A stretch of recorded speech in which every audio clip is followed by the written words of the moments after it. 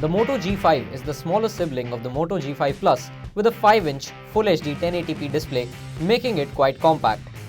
It runs on the tried and tested Snapdragon 430 SoC, has 16GB built-in storage, which is a big downer. The smartphone boasts of a 13-megapixel rear camera. Does it have what it takes to take on the current kings of budget smartphones? Let's find out. The Moto G5 has a removable back and battery. This gives you access to the battery and the two SIM slots. It also makes way for a dedicated micro SD card slot, which many will appreciate. The rear panel feels metallic, which is a good thing. We have a 5-inch IPS Full HD 1080p display with Gorilla Glass 3. The display has relatively thick bezels, which is an eyesore. The Moto G5 is 9.5mm thick and weighs 145 grams. It is extremely comfortable to hold and is great for single-handed operations. At 5-inch Full HD 1080p, the pixel density comes out to 441 ppi, which is more than enough for most people. It is also more than that on the Honor 6X and the Redmi Note 4. It gets the job done for the most part. The color reproduction is good overall. Colors are decently saturated but not vibrant. Motorola's near-stock UI comes with the pre-installed Moto app that gives you access to actions.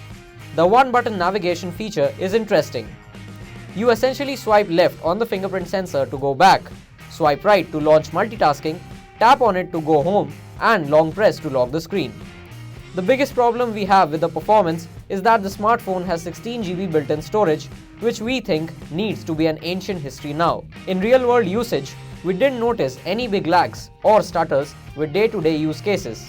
The smartphone takes a long time to boot though. The device also ran every game we threw at it with reasonable ease. Frame rates were below 30, but at no level was the game unplayable. Average frame rates remained at 26 FPS, which is lower than that on the G5 Plus. When it comes to the battery life, the Moto G5 is above average. Sure, it's not Xiaomi Redmi Note 4, but in our PC Mark battery test, the device lasted for about 9 hours, which is good.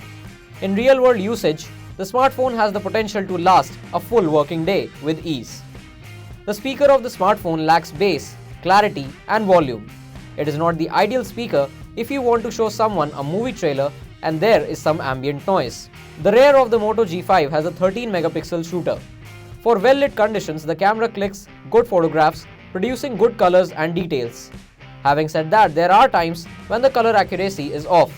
For example, in this image, the green knobs don't look as accurate as they are in real life. Low-light photography isn't great, but has its exceptions. See the image of the Batman wall hanging and the cars. There is a lot of noise in these images and loss of details. In the image of the house on the table, however, it looks acceptable. There is loss of detail when you enlarge the image to its fullest size. Look at the Confucius Says posters. Enlarging the image to the fullest size and trying to read the text, it's difficult. So yes, in well-lit to semi-well-lit conditions, the camera can do a good to decent job. Reduce the light and you won't get the best images. As the light goes down, so does the level of details. Overall, the Moto G5 fits best for those looking for the most ergonomic phone that's still dependable. It's compact, has good enough battery life, stock Android, and feels reliable. It isn't the best smartphone around 11 to 12,000, but it is one of the better overall devices out there. The Redmi Note 4 provides better battery and higher performance, while the Honor 6X has a better camera. Thank you for tuning into Digit, and for more videos, subscribe to our channel.